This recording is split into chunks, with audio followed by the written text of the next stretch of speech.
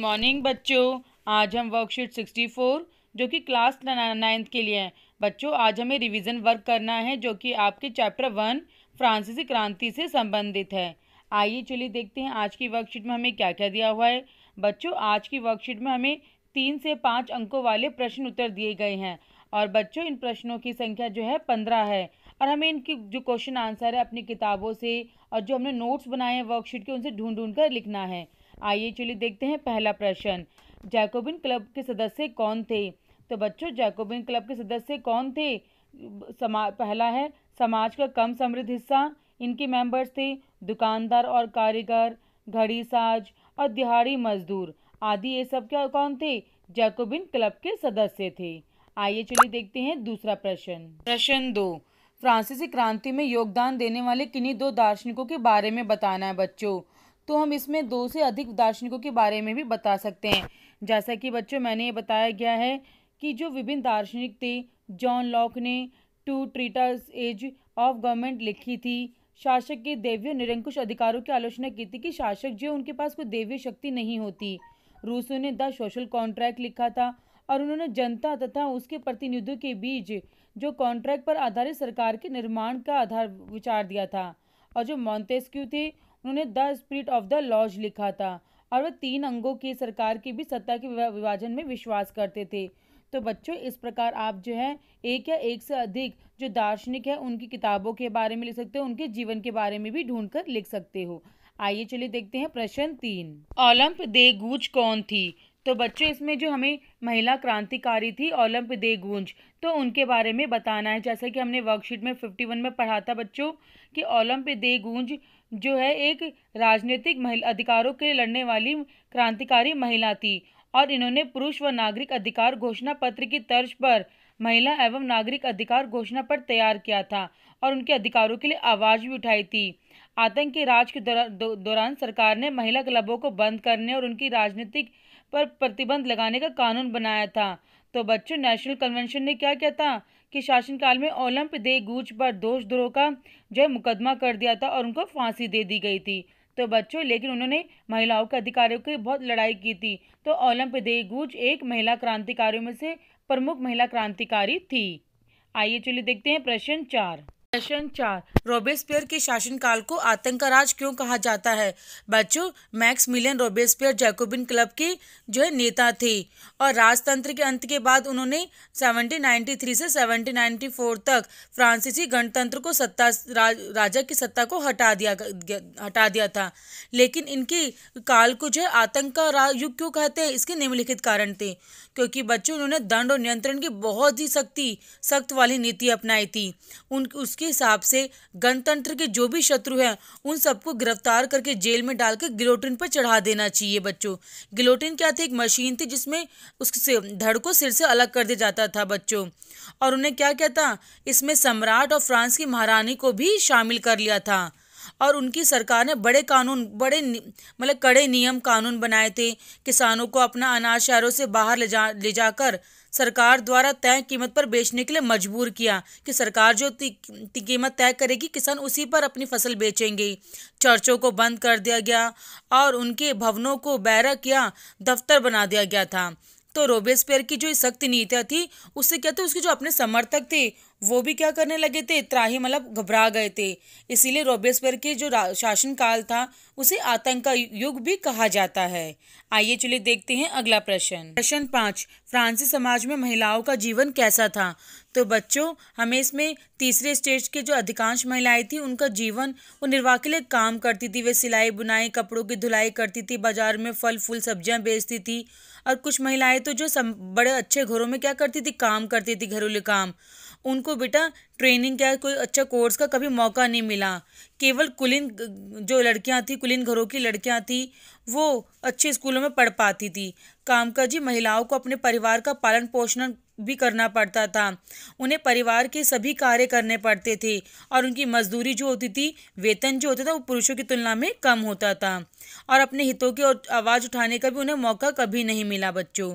तो आइए चलिए देखते हैं प्रश्न 6, फ्रांस के 3 स्टेट का संक्षिप्त वर्णन बताना है कि जो फ्रांसीसी समाज था वो 3 वर्गों में बटा हुआ था। तो बच्चों, पहले वर्ग में आपका पादरी यानी चर्च के पादरी वर्ग आते थे और दूसरे में आपके कुलीन वर्ग आते थे जिनको कोई टैक्स देना नहीं पड़ता था। लेकिन तीसरे स्टेट में जो लोग आते थे उनके नाम है बड़े व्यवसायी, व्यापारी, अदालती कर्मचारी, वकील आदि। और यहाँ तक कि जो है किसान, मजदूर, कारीगर, ये सब भी तीसरे स्टेट में आते थे जिन्हें कि सरकार को टैक्स देना पड़ता था। तो बच्चों, इस प्रकार फ्रांसीसी समाज 3 वर्गों में विभाजित था। आइए चलिए देखते हैं प्रश्न 7। दुनिया के लिए फ्रांसीसी क्रांति का क्या महत्व है या फ्रांसीसी क्रांति की क्या देन है, इसके बारे में हमें बताना है। तो बच्चों, फ्रांसीसी क्रांति से स्वतंत्रता का विचार आया, समानता का सिद्धांत, बंधुत्व की भावना, प्रजातांत्रिक विचार और सामंतवाद का अंत, यह सभी फ्रांसीसी क्रांति की देन है जो विश्व को मिली थी, यानी फ्रांस की विरासत। तो आइए चलिए देखते हैं अगला प्रश्न। प्रश्न 8, फ्रांसीसी क्रांति के क्या कारण थे। तो बच्चों, इसमें हमें फ्रांसीसी क्रांति क्यों हुई थी इसके बारे में बताना है। फ्रांसीसी क्रांति के अनेक कारण थे, जैसे सामाजिक कारण थे। 18वीं शताब्दी में फ्रांसीसी समाज 3 वर्गों में बटा हुआ था, जिसमें से टैक्स सिर्फ तीसरे वर्ग को देना पड़ता था और बाकी ऊपर के 2 प्रथम स्टेट और द्वितीय स्टेट को नहीं देना पड़ता था। तो बहुत शोषण हो रहा था तीसरे वर्ग का। और राजनीतिक कारण क्या थे बच्चों, कि लुई 16वां ने अमेरिका के साथ ब्रिटेन के विरुद्ध साझा युद्ध कर लिया था, जो बहुत महंगा साबित हुआ और बहुत ज़्यादा खर्चा हो गया था। तो बच्चों, ये राजनीतिक कारण थे। इसके बाद देखते हैं आर्थिक कारण। फ्रांस की अर्थव्यवस्था बहुत ही बुरी दशा हो गई थी। युद्ध और महल के खर्चों ने क्या कर दिया था, राजकोष खाली कर दिया था। और इस सब का भरपाई किससे करते थे, तीसरे टैक्स पर टैक्स लगाकर, जिसके कारण आम जनता में बहुत ज़्यादा आक्रोश, विद्रोह भर गया था। दार्शनिक कारण, शिक्षा के प्रकार से जो है लोगों में अब जागरूकता आने लगी थी। रूसो, जॉन लॉक, मॉन्तेस्क्यू जैसे विचारकों ने लोगों के बीच जो है जागरूकता फैला दी थी। तत्कालीन कारण क्या थे, उस समय जो मेन कारण थे बच्चों, खाद्यान्नों की कीमतों में वृद्धि होने के कारण आम जनता भूखी मरने लगी थी, उनके पास खाने को ब्रेड भी नहीं थी, इसीलिए लोगों में ज़्यादा जन आक्रोश फैल गया था, इसलिए फ्रांसीसी क्रांति हुई थी। आइए चलिए देखते हैं प्रश्न 9। बच्चों, प्रश्न 9 में बताना, जब लुई 16वां के राजा बनने के समय फ्रांस की आर्थिक स्थिति कैसी थी। बच्चों, जब लुई 16वां राजा बना तब फ्रांस का सरकारी खजाना खाली हो चुका था, क्योंकि जो फ्रांस है लंबे समय तक काफ़ी युद्ध में शामिल था, इसलिए उसके संसाधन नष्ट हो चुके थे। अब वर्साई के विशाल महल, राज दरबार की शान शौकत में बहुत खर्चा हो चुका था। अब बच्चों, फ्रांस ने अमेरिका से 13 उपनिवेशों को साझा शत्रु ब्रिटेन से आज़ाद कराने में सहायता की थी, जिसके कारण उसे काफ़ी भरपाई करनी पड़ी थी। और सरकार से कर्जदाता अब 10% ब्याज की मांग करने लगे थे, जिससे फ्रांसीसी सरकार का बजट बहुत ज़्यादा बिगड़ चुका था, यानी कि बहुत ज़्यादा कर चुकाने को मजबूर हो चुकी थी। तो यानी कि फ्रांस की दशा बहुत ही बुरी थी जब लुई 16वां राजा बना था।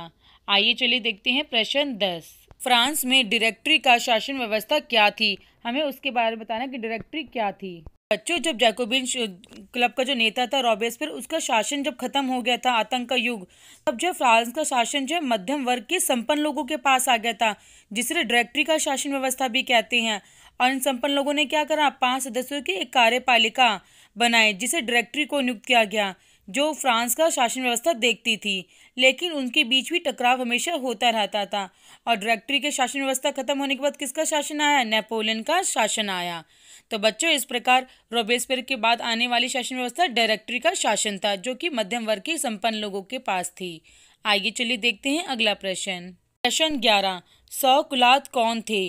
तो बच्चों, इसमें एक सौकुलात जो है जैकोबिन क्लब के सदस्य के लोगों को कहा जाता था। अब इन्हें सौकुलात क्यों कहते थे, क्योंकि बच्चों यह जैकोबिन क्लब के सदस्य गोदी कामगारों की तरह बिना घुटने वाली धारीदार लंबी पतलून पहनते थे, यानी कि घुटनों तक होती थी, और यह अपने आप को कुलीन लोगों से अलग करती थी।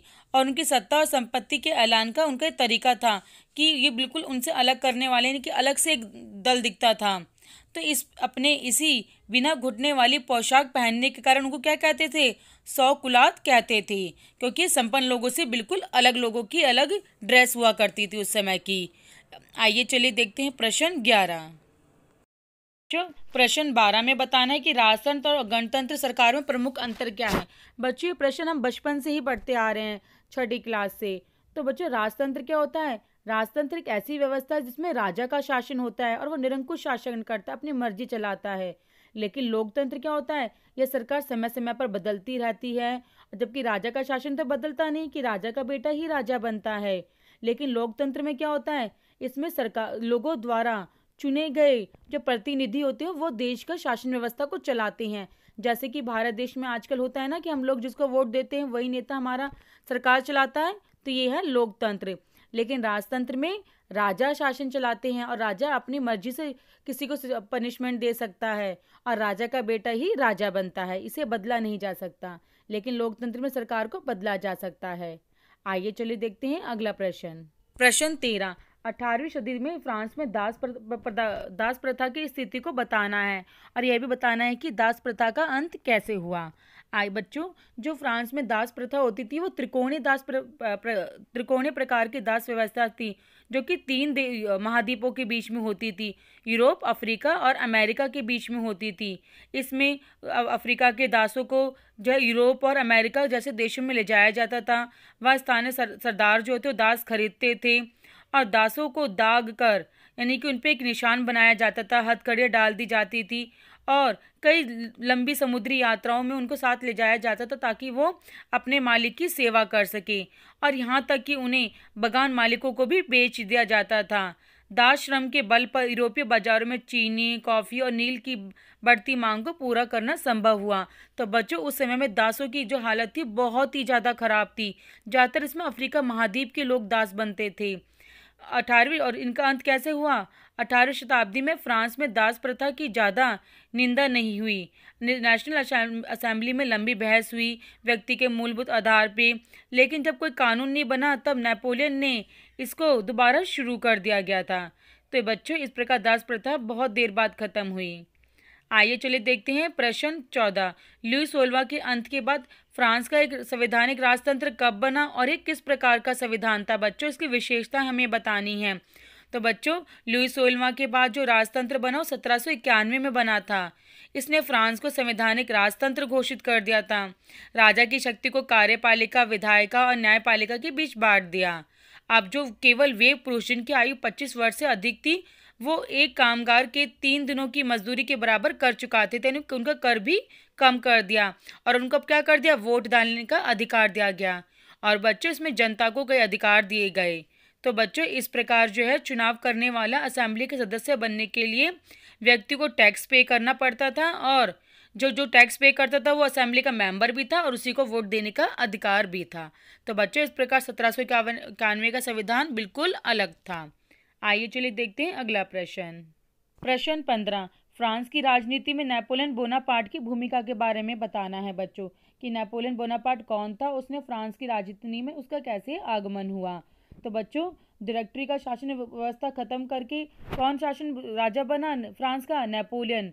नेपोलियन बोनापार्ट ने खुद को 1804 में फ्रांस का सम्राट घोषित किया और उसने पड़ोस के यूरोपीय देशों को विजय यात्रा शुरू कर दी। उसने कई जो देशों पर जीत हासिल करी, लेकिन उसने कई सारे कानून बनाए, जैसे निजी संपत्ति की सुरक्षा के कानून बनाए, दशमलव पद्धति पर आधारित नापतोल की व्यवस्था लागू की कि सभी पूरे देश में एक ही नापतोल की विधि होगी।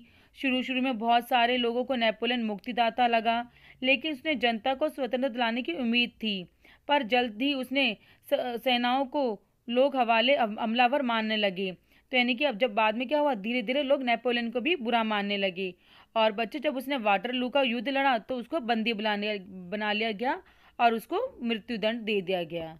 बच्चों, इस प्रकार आपको ये मैंने वर्कशीट समझाने की पूरी कोशिश की है। इसके प्रश्न उत्तर बहुत ही इंपॉर्टेंट है, इसे पाठ को जरूर पढ़िएगा और ध्यानपूर्वक इसको समझने की कोशिश कीजिएगा, अपनी कॉपी में कीजिएगा। अब बच्चों, अगर आपको मेरी वीडियो पसंद आई हो, समझ आई हो तो इस लाइक और सब्सक्राइब ज़रूर करें। Thank you.